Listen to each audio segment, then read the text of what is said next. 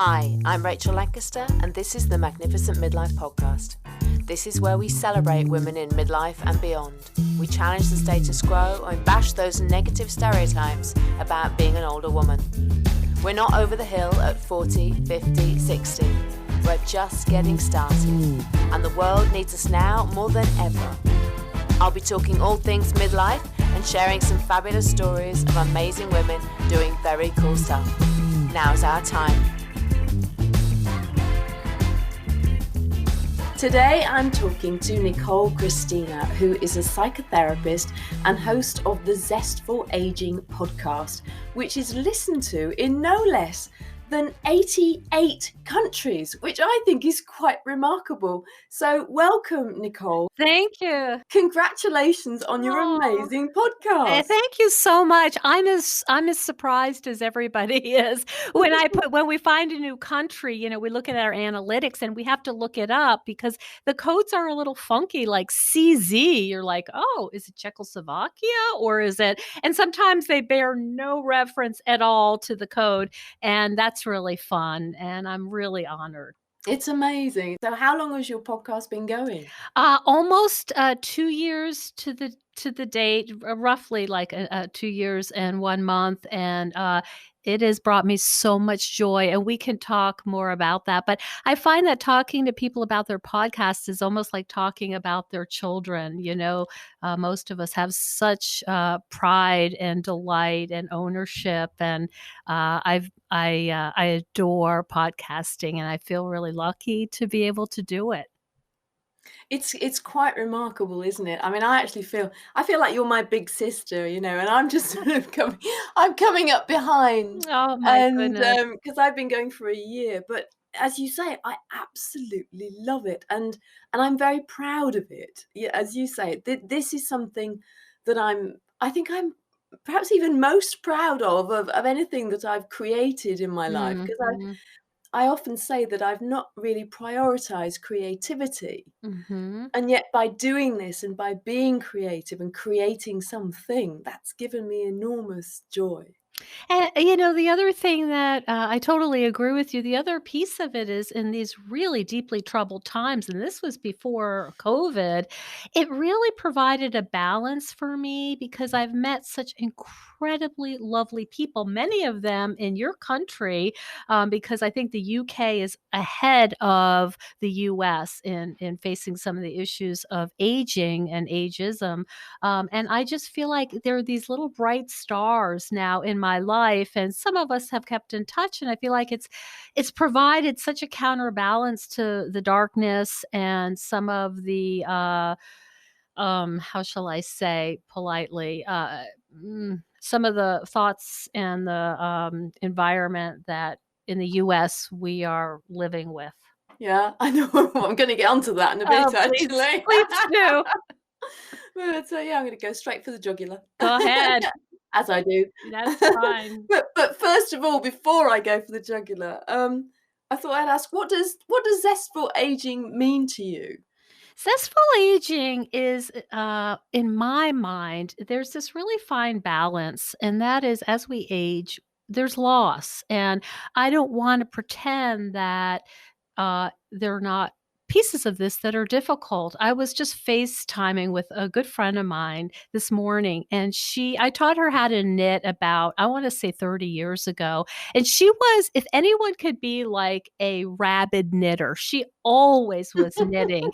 And she has suffered some really pretty serious arthritis. She sent me a picture of her hand, and she says she can't knit anymore. And it's been a real loss for her. And I know that because I knew how much she loved doing this. And things like that are real. So I don't want to be, you know, painting this picture of, oh, it's glorious. You find yourself, you find your purpose. That's part of it.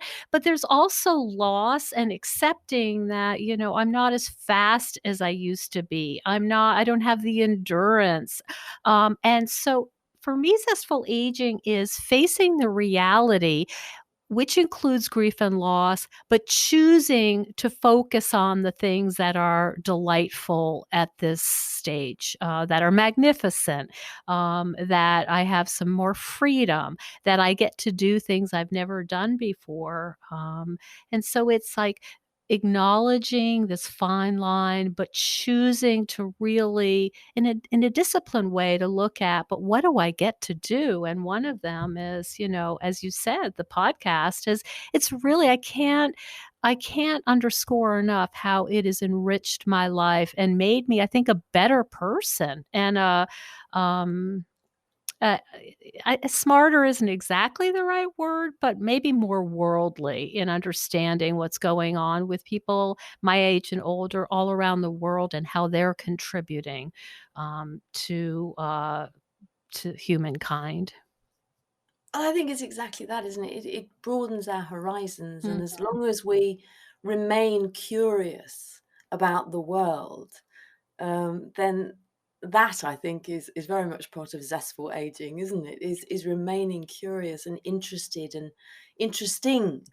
mm, And the podcast, certainly for me, it enables me to learn new things, to mhm. discover new ideas and concepts, and connect with people like you. And that's the wonder, I think, of Mm. the internet and technology and all of that that enables us to do It's this. magic. It is It is absolutely magic. magic. I have a little story, if you don't mind me, Oh, it please do. so I was very interested in well, I'm interested in prison justice, and there's a woman actually interviewed in your country, Helen Codd, who's a professor, and she does a lot of work with prison justice, but I located a woman who's an actress, on it was a very binge-worthy, kind of cult-followed show on Netflix called Sense8. But what she does is she spends her time at San Quentin, which is a notorious prison in Northern California, teaching people to do hospice. So we had a wonderful conversation, and it was just one of those heartfelt conversations. And then somebody contacted me from upstate New York, where I live, and said, "Oh, I'm also interested in this." We got together for coffee. And so this woman said, "Listen, this is going to sound really funny, but I know Sandy very well, and I'm going out to California to visit her." And I said, "Well, I think I'm going to have to knit Sandy a hat." So this woman who I'd never met in my town hand delivered a hand knit hat for my guest, Sandra Fish, who is the actress. So, of course, Sandra took a picture of herself with the hat I knit, that I sent her because Northern California is very windy and chilly, and I thought it would kind of be comfortable. And I just thought, if that's not like the most wild, mysterious, and lovely connection, it still makes me a little bit get goosebumps. Yeah, So, that's incredible. That's really incredible. Those kind of connections are really magical, aren't they? yeah, that you would Really never are. expect. So now I'm gonna go from the nice side of getting older to going for that jugular bit that Mhm. the pandemic that we're all suffering with at the moment, that I'm in lockdown. I think you're probably in lockdown as well, Yeah. aren't you? Yes, we are. So, but that has really brought ageism to the fore, hasn't it? Mm, indeed. With some, even amongst our leaders, talking about how the economy should take priority over saving the lives of older people who aren't going to live that long anyway. That's And right. you know, They're disposable. They've done they've had their life, and now let's move on. so yeah, tell me what you think about that. It's shocking. I mean, we already knew it existed, but there's something to see it in like in sort of black and white, and to hear the leaders sort of slip and say, well, it only really affects the older people, as if that's supposed to be a comfort. And by the way, I'm older now, so it's a funny thing to be hearing it and really hear the ageism. Think of like our parents, but then realize, wait a minute, my husband's in his 60s. He's one of those vulnerable populations, and we have now, and I suspect you do too, is we have these special hours for elderly folk and immune compromise to go grocery shopping first, so they have a little break. It's so interesting to hear. We suspected it. We saw lots of examples. I just interviewed a group of women who are suing their company, their newscasters in New York City, and this, of course, is all put on hold. But these women are educated, they're experienced. One of them has 2 Emmy Awards, and all of a sudden they are being pushed out because these 20-year-old women are getting all the airtime. They went to their employer and they said, "Listen, what's going on?" And basically they were ignored, and they finally decided they are gonna have to bring a major lawsuit because of the ageism. And I love what one of the women said, Roma Torres. She said, "Older women," or I think she said, "women don't have a shelf life." And, and this idea that, like, all this experience doesn't matter because now we have crow's feet? Is that what, we're really saying? So it's being seen, I think, in a much greater relief. We all knew it was true, but now we're just seeing, comments, we're seeing policies, we're seeing discussions about, well, they're old. What are you gonna do? So, Mm. of course, the irony is that in New York now, there are people who are not old also who are getting sick and dying. I found it incredibly shocking, and very disturbing. There was an article written just a couple of days ago about somebody had done. I won't even give him his name on air because I don't want to give him any credence. But Mhm. he was talking about the fact that the average age of people dying from the virus was 79, and the average life expectancy was 81. So what was the point in spending all of this money and locking down all of these people to give these older people 2 extra years of life when they were going to die soon anyway? And it was like, oh my goodness me, have you not heard of eugenics? That's exactly where my mind went. I mean, we've been there before. I know. We've been in the sort of the idea of culling society to make it whatever you wanna call it, more ideal in some Mm. crazy way. But yes, indeed, there's such a lack of respect and a lack of value. We know this, but just to hear it so clearly, is really a new level of shocking. Yeah. And it's not nice, especially when people in government are talking in these Mhm, terms. mhm. It's like, whoa.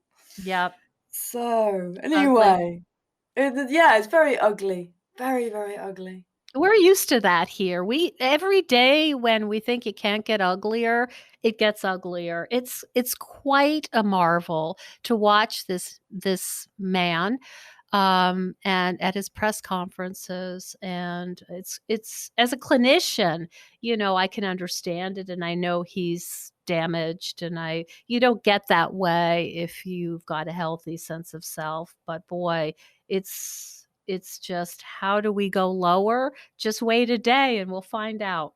I did kind of feel we were kind of going the same way, actually. I mean, suddenly Brexit is off the agenda, which is quite nice, actually. But people are still Mhm, saying, oh, well, let's not delay it. Let's maintain the discussions. mhm, But actually, the world has gone mad. We need to sort out the madness first before we mhm. can do anything at all. Yeah, it really has. I have to say, just from a personal standpoint, I live in New York, but I live in upstate New York. And for those of your listeners who don't know, New York is like the epicenter. And the governor is doing a really good job at holding press conferences, being very factual. And he doesn't say, the T word, but he is very clear who he's talking about when he's saying, we're focusing on facts. I don't care about your opinion. This is the graph. This is what we have to do, and I think he's helping people feel like at least there's some leadership. But it's getting very scary. And, they're opening up these coliseums and these conference centers that we've all been to that are huge, and they're making them makeshift hospitals. And I mean, I know you're close to Spain and Italy, so you know what it's like, but boy, it's gotten very real all of a sudden. We've got what are now being called the Nightingale Hospital in London, which is a big exhibition centre, has been converted into a I don't know, 5,000 bed hospital or something like Mhm. that. Mhm. And it's been set up by the military. Yeah, Mhm. so it's like a field hospital. It's very Exactly. scary. Yeah, I think Exactly. Madison Square Garden has been taken over, is Yeah, that the right? Javits Center, and also in London, I think, in England, your Wimbledon is also being converted, am I right? I'm not sure about converted yet, but it's Okay. certainly been cancelled. It's okay, so yeah, I mean, here, the US Open, where we have that in Forest Hills is being used as well. They're just, using every square inch, and it's hard to wrap my mind around, and we're really struggling about, should I go out for groceries, shouldn't I mean, we have a freezer full of food, it's not fresh food. How much do I need fresh apples? I don't know. Yeah. It's kind of a hard decision. How entitled to going out do I mean, how what do I really need that, or am I putting somebody at risk? I feel greatly privileged to be able to work from home Mm. and feel at least a little bit safe here, but boy, it's tenuous times. We have completely different day-to-day decisions to make now, don't we? It's It's just really right. it's completely yeah, if anybody had mentioned, like, a couple of months ago that these are the things that we'd be thinking That's about and right. doing, we would just have just laughed, wouldn't we? We just there's no way that that would have happened, and That's so now we're doing it. Yeah, it's very anxiety provoking, and I'm seeing all my therapy clients remotely, and basically what I'm doing is just offering them some very, very rudimentary ways to help soothe their anxiety while acknowledging, if you're not anxious right now, you probably don't have a pulse, because we are Oh, all thank you. Thank you because for we're that. all running around like, on a level of 1 to 10, how much do I feel like vomiting? So it's pretty wild. So we're doing these things that are, it's not deep psychotherapy. It's like, have you gone out in the sun? We don't have a lot of sun in upstate New York. Have you made some basic like soup? I mean, I'm doing things like going out. I have 2 Jack Russell Terriers who need a lot of exercise. I mean, just hearing the bird song, because the weather's starting to break, and standing there in whatever little shard of sunlight, and just trying to absorb that goodness and welcome that into my body, because it's it's we've never experienced anything like this before. I was gonna ask you actually, what other tips you do have for Mhm. helping us manage our anxiety at this time? Well, I'm a big, I do a lot of mindful eating. So I have a experience doing very basic mindfulness and meditation. Those words sometimes get a little bit um, mm, uncomfortable for people. So what I'm just asking people to do is find some basic stillness, because worrying wears us down, right? It puts us in a what if, what am I going to do? How's this going to go? What's going to happen? And that's not great for our physiology. It puts us in like a, fight or flight. So I'm just asking people to go and just have a place where they can sit and find some stillness. Focus on their breathing. I'm not talking about any fancy positions or in the nostril, out the nostril. I'm talking about, I just was talking to a client, and she has 2 little kids who, are running around. I said, go in the bathroom, lock the door, run the shower, sit on the toilet, and just do some basic, like, you know, grounding, paying attention to your breath. When your mind wanders, bring it back. It is not fancy, but it can be really helpful to just break that kind of cycle of, oh my goodness, now I'm running out of milk. Should I go now or when it's later? Should I wear shoes that I'm going to take off at the door? Am I wearing plastic gloves? I mean, there's so much that people are worried about. I know you have a lot of expertise in eating disorders, don't you? I And, do. I'm sure there's an awful lot of comfort eating going on at the moment. I Both know I ways. certainly am. Yeah, it's interesting you use that term comfort eating, because there's also comfort not eating. So you have people Yeah. who are Yeah, yeah. trying to find some morsel of control by saying, "How many carbs am I gonna eat? How many fat grams?" "I'm gonna measure my rice so I know I'm not eating a grain more than my allotted." People do it different ways, and Mm. people with disordered eating or just regular people, depending on where they are, can go to food or away from food, really depending on a lot of things. But certainly food works. The problem is it only lasts about 20 minutes, that kind of soothing. And so, it's distracting. We know it feels like a little comfy blanket. Chocolate is delicious. It has chemicals that make us feel I mean, why would you want to live without chocolate? But when we go to it to help us soothe our anxiety, we're missing the opportunity to go a little deeper and actually kind of stand by ourselves and comfort ourselves from the inside out instead of from the outside in. So the example I gave was sitting on the toilet and just saying, "I'm breathing, I'm here, I'm safe," and just paying attention to your breath actually goes a lot further. And I'm not saying don't eat chocolate, 'cause I would never Good. say that. I would never say that. But if you find yourself with a big box, you know, it's it does soothe us. That's the tricky part, but it Mm. really only lasts a little while, and then we get into, "Why did I do it? I feel gross, my stomach hurts, I have a sugar crash," and all this stuff. It can't really soothe you like other things that have, thinking about some people, the way they talk about wine has legs, and it has some staying power. Taking a walk, and I'm not talking about with your Fitbit. I mean, I've written articles about I just don't think Fitbits, uh, add anything, but I'm talking about as an aesthetic walk, going out. "Oh my goodness, look at the daffodils. It's been 6 months since I've seen anything green, praise the Lord," or whatever. There's the sun, there's a neighbor. I can't go hug her, but I can wave from 6 feet away.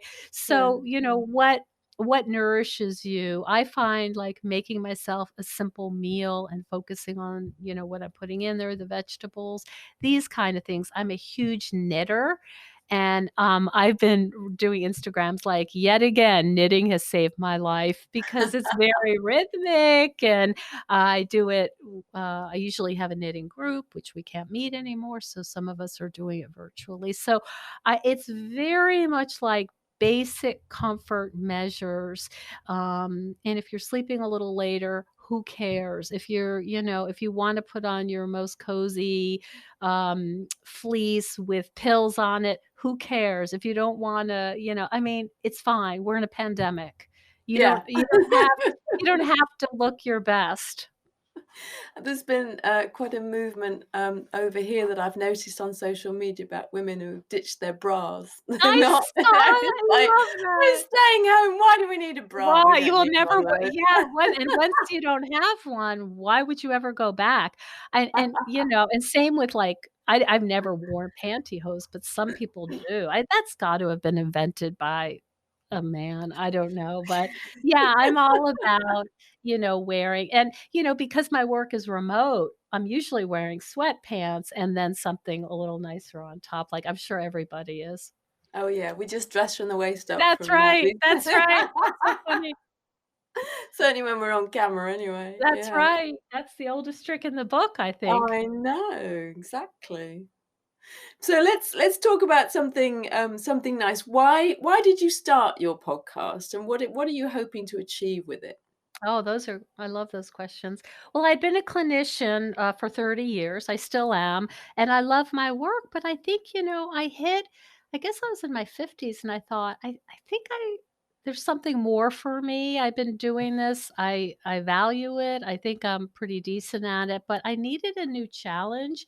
And as you said, I'm really curious and I felt a little bit stagnant, I guess. And my my son is the age now where he doesn't need me checking homework and taking him places, so that gave me some freedom, and I was doing some online courses about mindful eating and that, and the person who was helping with tech said, "Hey, you would probably like doing a podcast. You would be good at it, and you know how to interview people." Well, the next day, because this is who I am, sounds good, it's not always good. I called up a friend of mine who I did a really interesting retreat with. She's a fly fisherwoman, so she makes little Wow. teeny flies, and she's really adept at it. And we did a retreat together about mindfulness and fly fishing for women. Wow.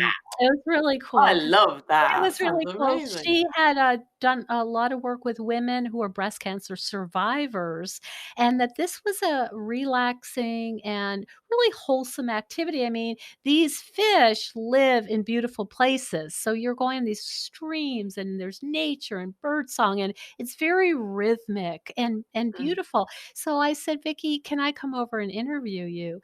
And, she's up for anything, so I put my little, MacBook Air and, I did it like, through GarageBand, but she was so wonderful, and as I knew she would be, and interesting, and I never looked back. I thought, "This is the most fun thing I have ever done in my life," and then I got, affiliated with the International Federation of Aging because I had applied to do a presentation there in Toronto a couple years ago.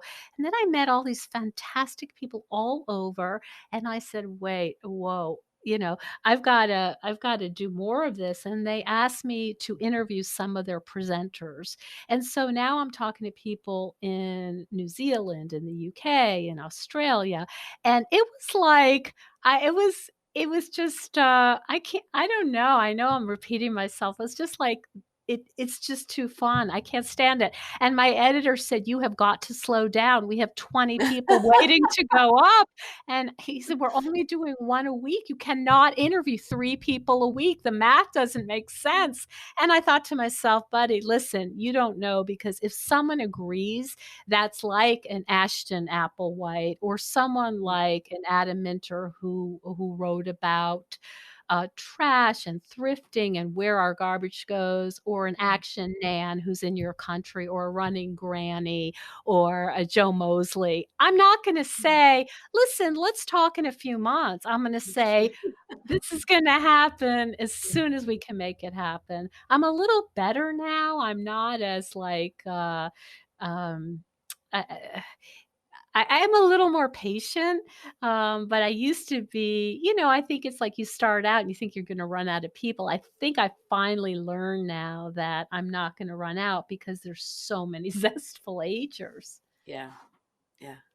And you're passionate about telling stories, as I am, about sharing these things and about changing how people think about aging. That's And exactly when right. you're passionate about that, and you want to share it and change all that, then that passion sort of keeps you going, doesn't it? And just It brings the joy. it brings the joy, and the other thing that I haven't really articulated this quite to myself yet, but not only am I talking to people who are, I call them zesties, but they're also doing really interesting, unique, passionate projects, or Mm. or they wrote a book that just, kind of blows my mind. So they're doing, like, I have a woman who had, a reasonable career. She was an accountant. It was fine. She was in her 50s. She got breast cancer. And what she decided to do as a result of her experience is help. She was a knitter. She helped people knit their own prosthetics. And then she found out that women in sub Saharan Africa are getting these crappy rubber prosthetics that the rats eat because it's hot there and they don't wear them, and there's all this shame and stuff. So my guest, who's from Washington State, took a bunch of her knitting friends, went to Africa with no language, and taught them how to knit their own prosthetics. Wow. and that's what they're wearing because they're light and they're more individually, sized, and then Wow. the women feel, less shame, and they don't have to worry about rats. They work in the heat. They work in the heat. So, like, those Wow. stories That's just it's incredible. incredible, and it just makes me, I mean, there have been more than a few occasions where I've been brought to tears and my guests have Mm, been brought to tears, and I have these pinch me moments like, "Wait a minute, I'm talking to this person who, walked this trail in Spain, and, I mean, helped." It's just like it's the most nourishing, and, it makes me feel healthy, mm, knowing that this is going on in my world. It brings a mm. whole positivity to, "Look what these people are doing." I'm just bringing it out and sharing it. Um, so And what other favourite, guests and topics have you encountered? I have a little inside joke with my editor, and he'll say, "Let me guess, this was your favorite interview." Which one is your favourite? I'm like that too. I was like and people will say, "Which one do you like?" And I'm like, "Yeah, but they're all great. They're all really great, and I love all of them." They're all different, and he'll say to me, like, "Let me guess, they cry you made them cry," because I'm a psychotherapist. I'm like, "I did not make them cry. I just asked questions that are a little bit more than, like, the 30 seconds you get on the news. I have, like you do, it's at least a half an hour, and so we get Mm, to talk about stuff that's mm. really hard." And what I've seen, in my experience as a therapist and also podcaster, is you don't get to this age without things falling apart at some time and finding yourself on your knees or in a fetal position. If you Yeah. do, you're very unusual. So most of these people I'm talking to have a real resilience. And now I'm trying to think of who. I don't know, I can't answer that. I mean, I had this policy in the beginning, I'm not gonna let any men on because this is a woman's experience, but some of the men are so amazing. I haven't had a man yet. I have been wondering whether to allow a man on. What do you think? What are your thoughts? Because I'm always in conflict about this. Well, I don't know. I think they would have to have something really interesting and relevant to my midlife women to talk about. I can't just have a random man No, on. no. Who cares? I mean, it's like, especially in the podcasting world, is there are more men podcasters, more, I mean, it's starting to even out now, but it's like, yeah, we know what you think because you get all the airtime. And this Yeah. is our this is our turn. I think about that sometimes when I see people like Gwyneth Paltrow starting a podcast. I'm like, do you really need a podcast? This is for regular people to, I think, have a voice. And there's been jokes about that in some of the Facebook groups that I follow for podcasting women. It's like, oh my goodness, you already have books and magazines and, all this stuff. Let other people have a chance. But in a way, it's a bit like coronavirus, isn't it? That your podcasting is a great leveler because if you have a microphone, Mhm. and a little bit of tech savvy, and you're willing to just get on with it, anybody can do it, really. That's true. That's the good news and the bad news, because Yes. some of them are unlistenable, and, it's just, so I forgot well, I wouldn't use the name anyway, but I was, knitting as I do in the evening, and I just thought, "Oh, okay, let me see," and it sounded like 2 high school people just talking in the cafeteria and, like, making these jokes, and I thought, "Oh," and the other piece of this, of course, is really hard work, and so there's a lot of attrition because nobody really understands until you do it how, I mean, the interview is the easy part. I guess, well, let me say this. I interviewed a woman on that I had followed in graduate school, and she really transformed my idea of advertising and eating disorders. Now, she wasn't super animated. Um, but she is a legend. Her name's Jean Kilbourne, and she made a documentary film that's pretty well known in sort of the in my field, and it's called Killing Us Softly, and she's the first scholar to connect advertising and eating disorders.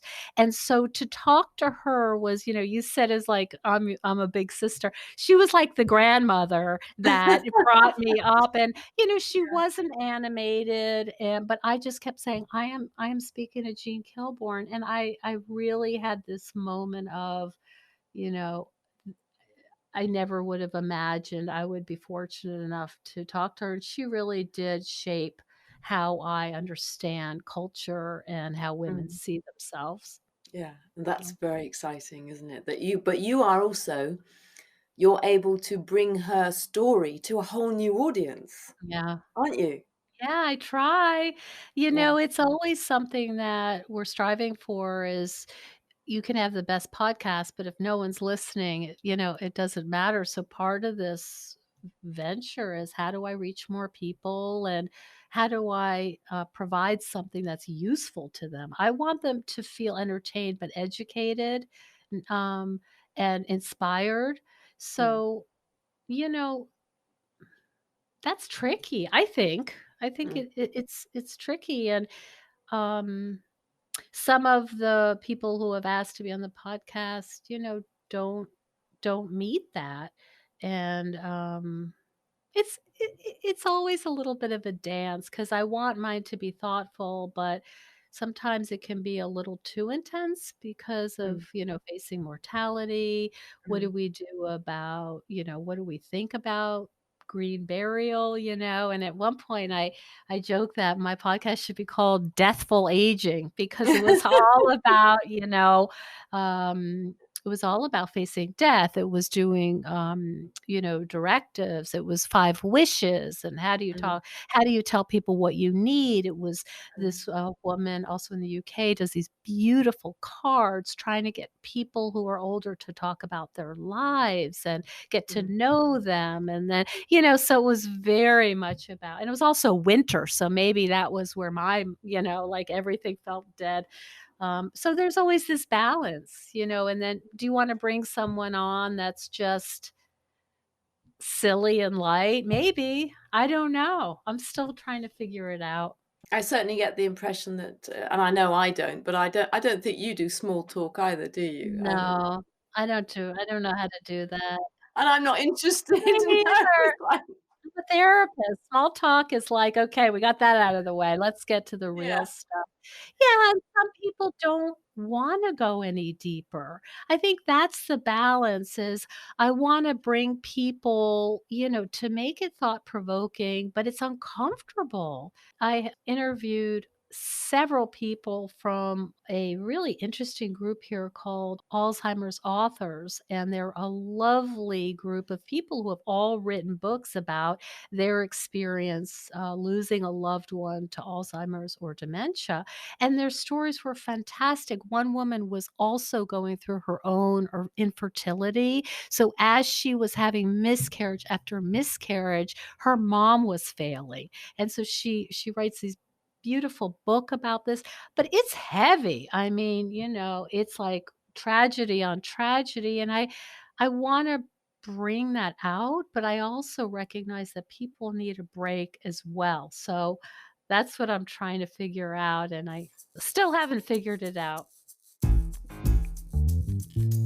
Thank you for listening to this episode of the Magnificent Midlife Podcast. If you enjoyed it, please subscribe, share it, and leave me a review on iTunes or wherever you're listening.